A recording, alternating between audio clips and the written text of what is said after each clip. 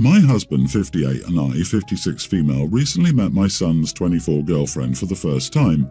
He's been crazy about her. Apparently, they'd been dating for a year before he decided to have her meet us officially. What he's told us about her all seems great. She just got her degree, was enjoying her job, is family-oriented, etc. I'm honestly just glad he's happy with her. My husband and I don't think he's ever been this into someone, so I feel bad about what I did. Last weekend, he brought her over for dinner. By now, we'd been anticipating meeting her with how much our son had been gushing about her. In his words, how perfect she is, that she's the one. They ring the doorbell, we open the door. She looks exactly like her pictures, which is a great start. My son is grinning ear to ear, another great start. We invite them in. She accepts my hug and a firm handshake from my husband, and then she opens her mouth.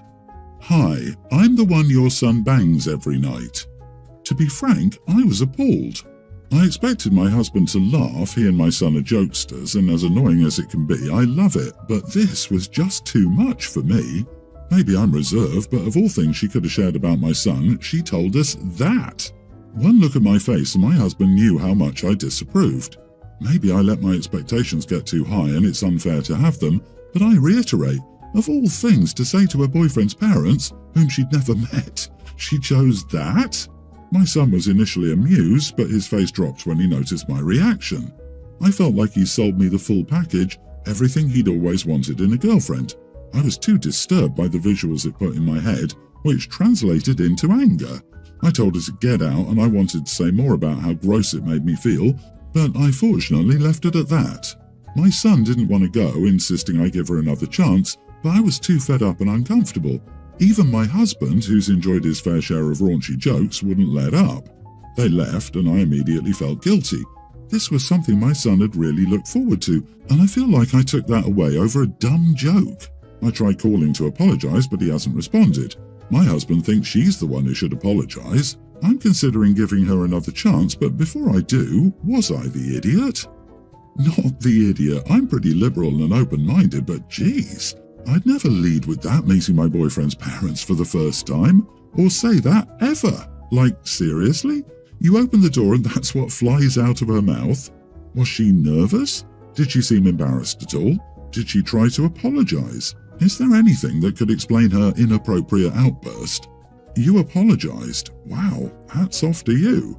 Right, me and SO can be inappropriate as heck, but to come out with that first time you meet the parents? Jesus. If she doesn't call back to apologize or explain, if there's anything to explain, I hope your son dumps her, and also good riddance. It's more than what she said if you apologize. It's also her desire to meet you in the middle. You, the mother of the boyfriend she loves. Grace goes both ways. You extended yours by apologizing. If she was offended, she should do the same. And she's not a teenager, college graduate with a real job. What was she thinking? This just doesn't sit right. You said your son was all big smiles and amusement when they arrived, and up until your son realized you weren't all that impressed. You also said he jokes around like that with his dad, so what are the chances it was your son's idea all along and she just regretfully went along with it? Because if that's the case, you probably can't get a hold of him because he's doing damage control with his girlfriend, who's now mortified and angry that his super funny joke gave you the worst impression of her that she could imagine. Dude, seriously, this is the very first thing I thought here. Opie's son might be a DEFCON level 1 idiot and his girlfriend has probably torn him a new one 5 times over by now.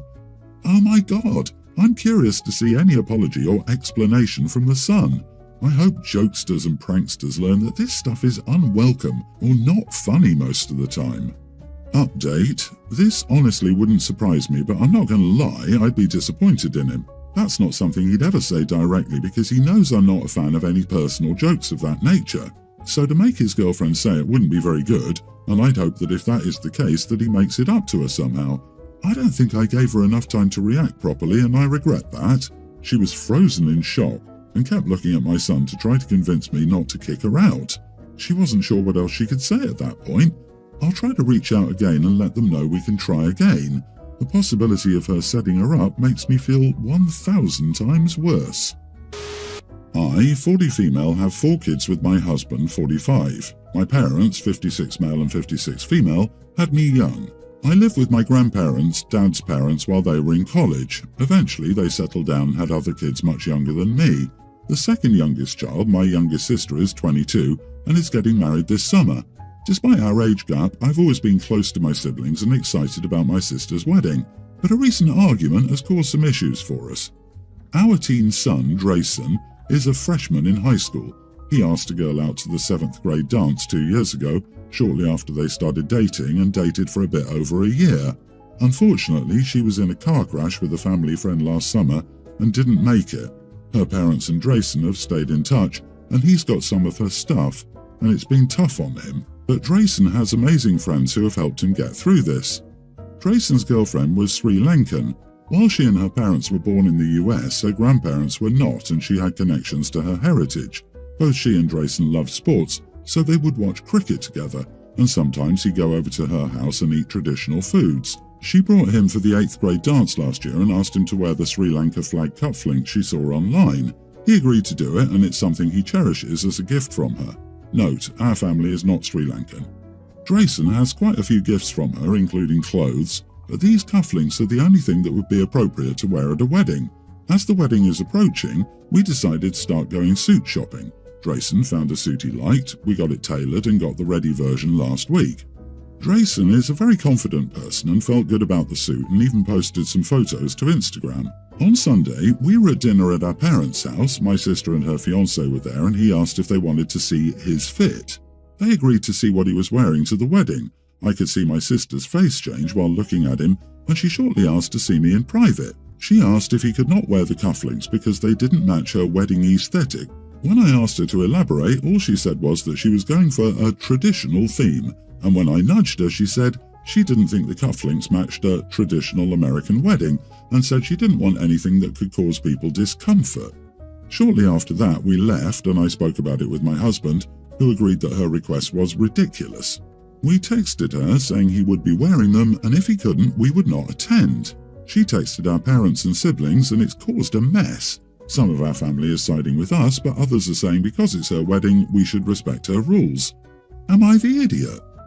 Not the idiot. I guess not matching a traditional American wedding aesthetic is the new way to say, I'm a racist idiot. How in God's name can a teen's cufflinks cause people discomfort? This is so insulting and unnecessary, and there is no such thing as doing whatever the bride and groom say just because it's their wedding when they're being idiots. I would die on this hill and just about any hill involving someone telling me what jewelry I'm allowed to wear. I'm not a native English speaker, and reading this I thought, cufflinks are those small things on suits you hardly see, right? Then I thought, but why would she make such a big deal out of it? So I googled it, and I was right. Cufflinks are those small things on suits. Why are people fighting over a teenager wearing such small, barely noticeable things? He knows they're there, and they give him emotional support, so he should wear them because he likes them. But any other person has to almost sniff his hands to notice the cuffs. So not the idiot, OP. It's a shame your sister is making a big deal out of it. I am a native speaker, and I still wondered, I am thinking about the same cufflinks here, right? That's ridiculous. Buy him matching socks. OP, your sister is undoubtedly a bridezilla. Who looks at cufflinks on a young man not in the wedding party? She clearly has too much time on her hands.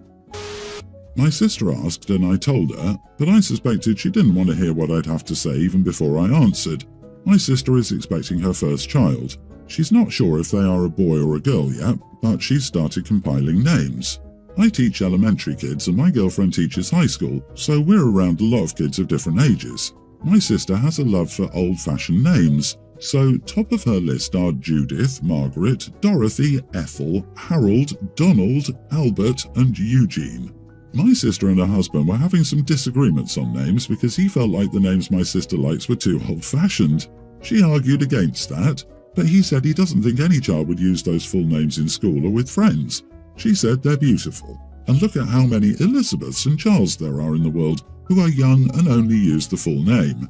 So she decided to ask me what my experience was with kids, and I told her that in my classes, none of the kids with classic or old-fashioned names go by the full older name. They all go with a more modern nickname. She was already angry, but asked about my girlfriend's experience with older kids, teens, and I said from what she said, it's the same. She asked what happens if we use their full name, and I told her I always respect what my kids want to be called, and so does my girlfriend. My sister went a little crazy on me and said just because I don't like the names doesn't mean I should discourage others from using them. I reminded her that she asked me about my experience and that I didn't offer it out of nowhere. She told me my snarky little comment about modern nicknames was enough. She said I was calling my future niece or nephew's name ugly already. Am I the idiot? Not the idiot. Don't ask questions you don't want the answer to. If she wanted an echo chamber, she should have asked that before asking her ridiculous question. You and your girlfriend do right by the kids, calling them what they request. My son likes to be called Char. Yes, short for Charizard, at school because in the past there were multiple kids with his name in his class. I can't stand it, but everyone at school respects his requests and calls him Char. Your sis will have to learn that she's cooking a little human inside her, that little human will want things different from her, and she will need to accept that. No one wants to yell, Eugene. It'll get shortened to Jean, as it did back then. Dorothy was often Dot or Dotty, and Margaret was Maggie or Marge. Like your sister's nuts if she thinks her kids with longer 2- and 3-syllable names won't end up with shortened ones.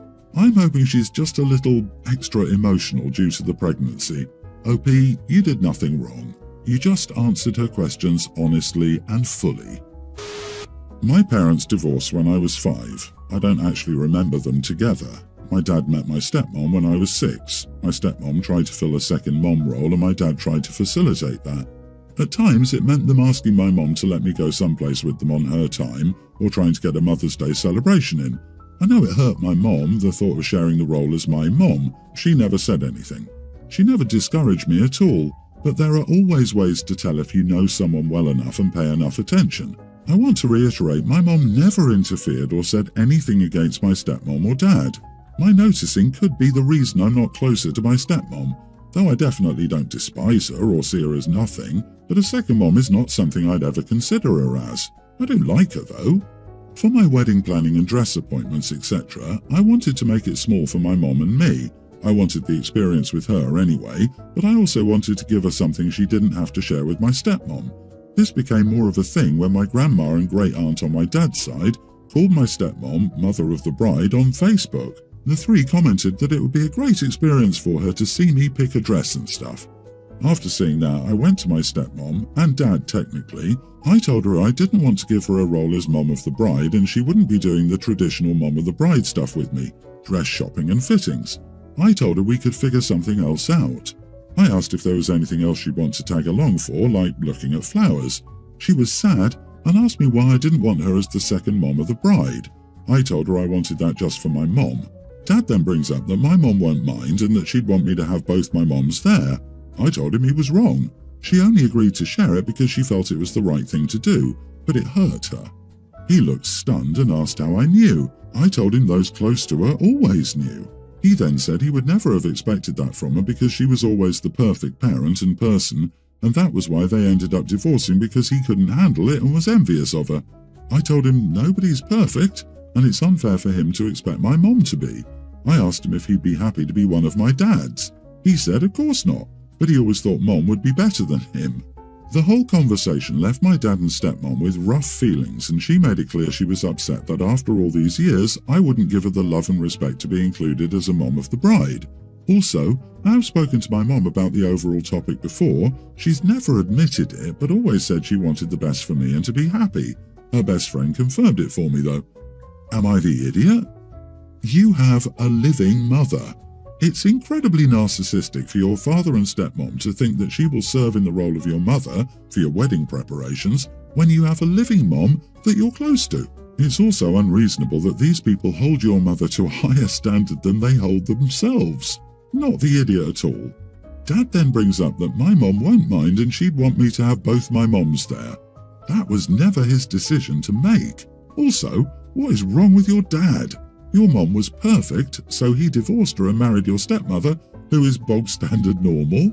If I was the stepmother, I'd be peeved to say the least. Your dad is the main idiot.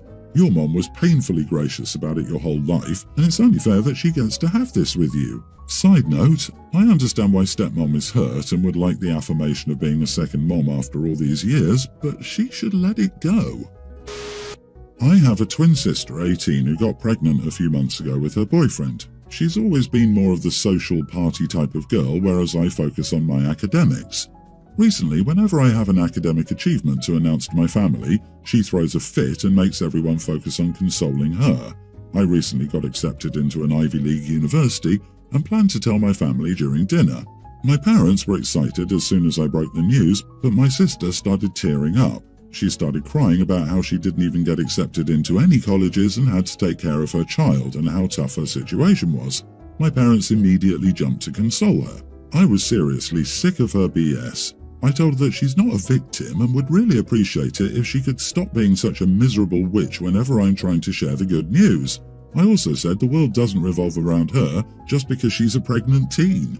She started screaming and going hysterical at this, and my parents were mad at me too. Am I the idiot? Edit. Unplanned pregnancy, but now she wants to carry it to term. If she can't control her hysteria, she can at least excuse herself to the bathroom to cry. It's like she has to make every one of my celebratory moments about her. I can't even enjoy my parents being proud of me for 2 seconds before she throws a fit and whines about her poor life choices. Not the idiot. It sounds like she got a heaping spoonful of had it coming with extra salt. And what does she mean that she didn't even get accepted into any colleges? There are thousands of colleges where you don't have to get in, you simply go register for classes. In the future, though, I would recommend the high road or at least some calm sarcasm. Hey, I have some exciting news about making the dean's list. Did you want to have a temper tantrum already about morning sickness or something? I'm with you on this one. She can suck it up and be happy for your achievements. Everything isn't about her. And she's going to find that out when the baby arrives, because suddenly everyone will be focused on the baby and not her. Seems like your family is enabling her too. She's probably regretting the choices she made and jealous of everything you are accomplishing.